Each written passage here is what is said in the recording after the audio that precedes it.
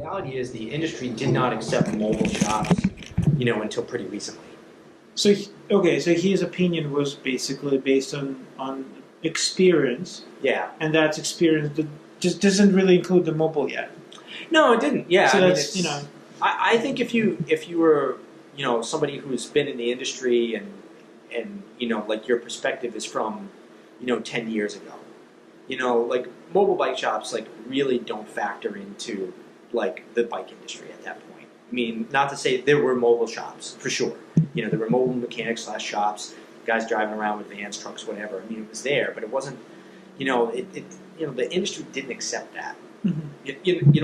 Like if you were a distributor, if a location, if you didn't have a physical brick and mortar store, they won't even sell you anything. And there's still some like that. Not as much anymore, but the point is that was the industry line for the longest time, was that the only avenue that you had to be a legitimate part of this bike industry was to have a brick and mortar store. That's it. Other than that, you were not part of this industry. So okay. Mobile got left out. Individual mechanics. And I mean, they obviously any of those businesses that were smart found a way around that. They would figure out a way to source parts and things like that. Some distributors would work with them, and they would work with those distributors. I mean, it's like I'll never forget. I went to a down east house. They had like a house, warming or whatever you want to call that, but open house. And an open house. So I remember going up, and there's a mechanic there, talking with the guy.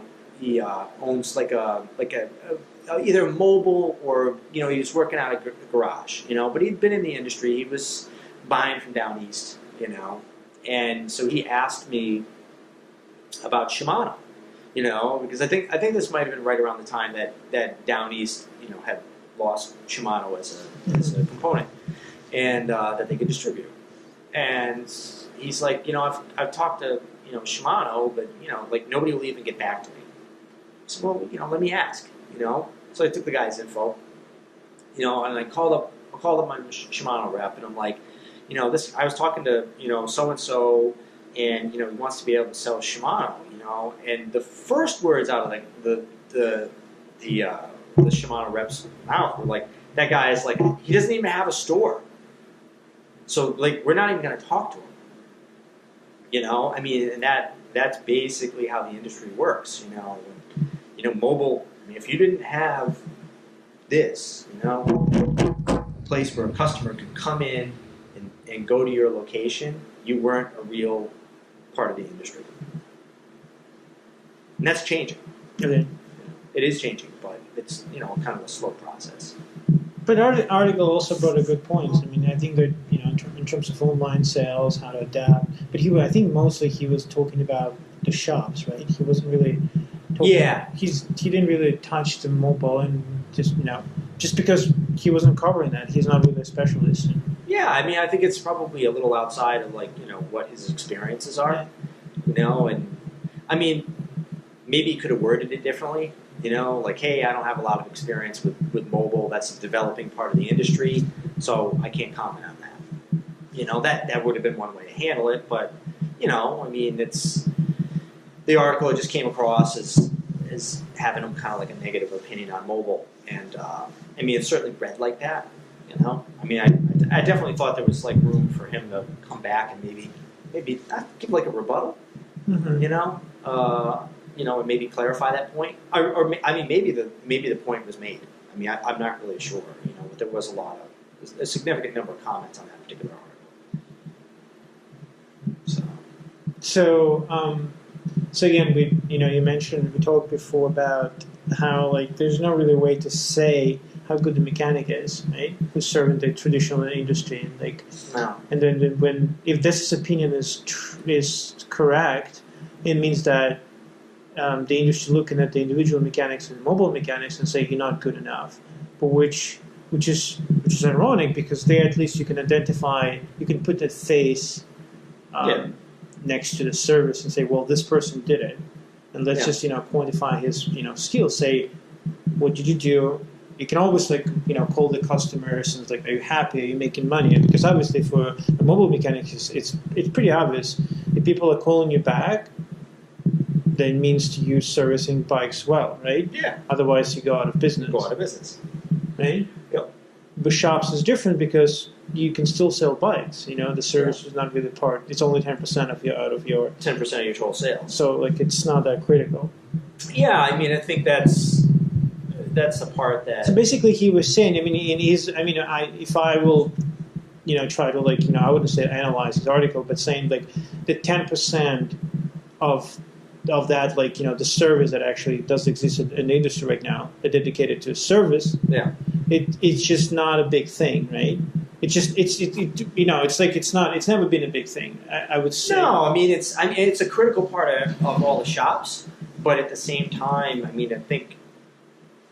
I think the industry is misguided if they think that we're going to lose a lot of sales from in terms of bike sales, and then shift the profit dollars from that to service. That is. I don't think that's going to happen right away. Certainly shops are going to get more service, assuming they take it.